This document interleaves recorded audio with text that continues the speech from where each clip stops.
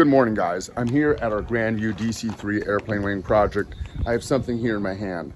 And we're back at it inside. You can hear the banging going on. One thing that's really important that I had available for the HVAC guys, prior to them drilling 4-inch holes through our TGI joists, is this chart that was sent to us by our engineers. You can also get this chart on the Weyerhaeuser website, amongst other websites.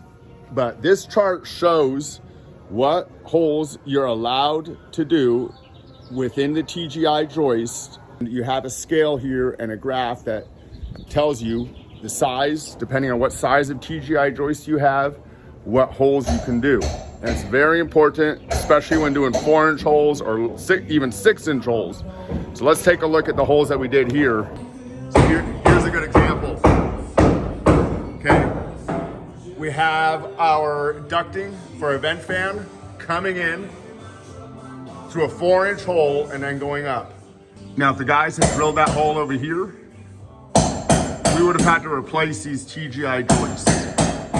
The specs required that the closest hole location for that is 3 feet from the beam, 4-inch hole, and then going up. Now, when we're dealing with smaller holes, it's different. You have more flexibility, but you definitely want to make sure that you have this chart whenever you are drilling through TGI joists.